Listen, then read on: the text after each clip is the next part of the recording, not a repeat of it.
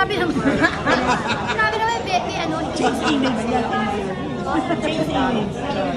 Thank you. Parang hindi na tumakas. Naka-white lang Ano pa rin? Hindi mo ba magiging ano, Gordon Ramsay? Hindi naman. Hindi naman. It is all ano. Hindi. Hindi. Well, ano bang dream ko? Wala. To provide. Provide. To provide for my So, family. out of necessity talaga yung pag-chef. Wala naman akong ibang gagawin talaga sa buhay ko. And to be honest, mas nauna naman ako talagang nag-OFW bago ako nag-aral. So mas nauna ako nagluto sa ibang bansa. Bago ko, nung umuwi ako, na-figure out ko, at least, kung hindi naman talaga nakita ko magtutuloy-tuloy ako sa office. Pero ngayon talaga magpapaka-chef ka na. Bilang naka-chef outfit ka ngayon, very Gordon Ramsay ka ngayon. Akala mo nagsuot lang ako ha. Yun nga rin, nauna naman ako mag-OFW talaga ng luto. Bago ako nag-aral. Yeah, yun. So ngayon, mas dyan ka doon sa concentrate kaysa sa magiging actor? Matagal naman akong nagpukusina. So, ngayon, mas on a bigger scale na kasi yung commissary. So, yun naman ang negosyo talaga namin yung commissary. So, business unit lang yung mga restaurant.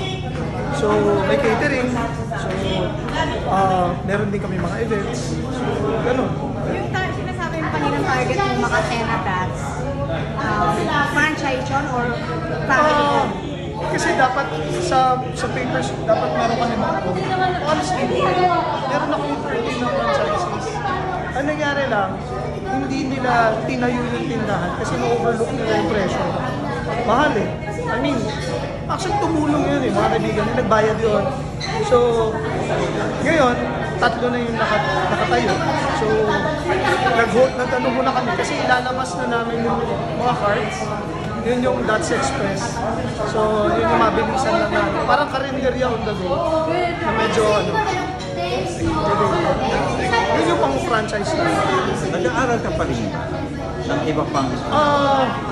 Now, may mentoring ako 2 hours a day. So, ikaw na yung nagtuturo? Ano? For the whole management ng negosyo. Kasi ang alam ko naman, kusinero ako eh.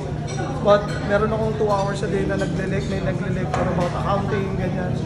So, paano mag-manage nung review. Para alam ko rin. Bakit bulalo ang napili yung specialty na? Well, paano ba ito? Hindi naman siya specialty. Ano lang, kasi lumaki ako sa San Pedro.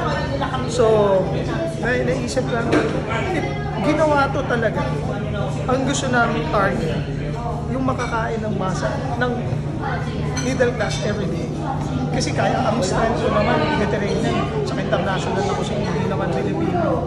But, napili namin siya kasi nga, nung growing up sa San Pedro, yun yung puro bulaluhan eh. So, yun yung nilagyan ko lang na flavors, innovation. Saka comfort food yung bulalo. I mean, ang fried rice hindi mo kakainan everyday. Pero pag Filipino yung ano mo, kakain ka, all day breakfast na, hindi mo ubos yung pito sa isang linggo. So, ganun yung concept.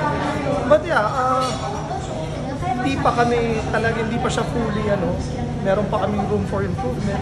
So, yeah, aralin lang ulit. Marami pang fusion ang Oo, gagawin. hindi rin ako fan ng maraming nangyayari sa pagkain. Sa akin, gawin mo lang siya ng tamang totoo. Hindi naman ibig sabihin matabang, hindi siya masarap. Kaya mo kasing, kaya ka may patis, may condiment, may ganon. But yeah, all in all, doon lang ako sa yung authenticity lang. Saka luto. Oh. Luto. Hindi hilaw. Sushi. Yeah. So walang sushi Wala. sa That's Diner. Wala. Luto lang. Yeah. So, yun. Siguro kahit naman nung dati pa. Just, alam ko na siya yung kaya kong gawin. Alam kong may ibubuga ako doon. Last year, nagbakasakali lang naman ako doon sa Culinary Cup.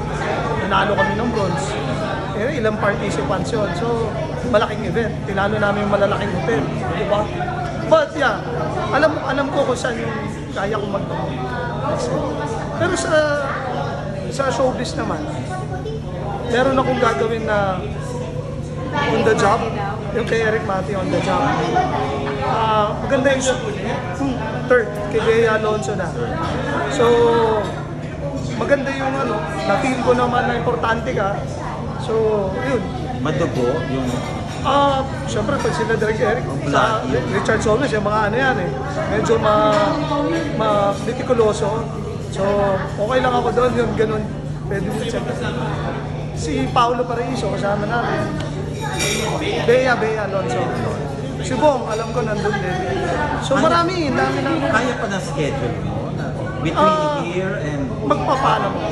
Kasi yan nga yung tinanong ako nila Ate Regis. So to be fair naman with Viva, ang dami nang binibigay sa akin project yun. Kahit serye meron. Hindi ko lang siya kinukuha kasi parang feeling ko, unahin ko na lang yung pangarap ko. Kasi hindi na malaki bayad sa akin. Kung maganda yung role talaga, okay ako.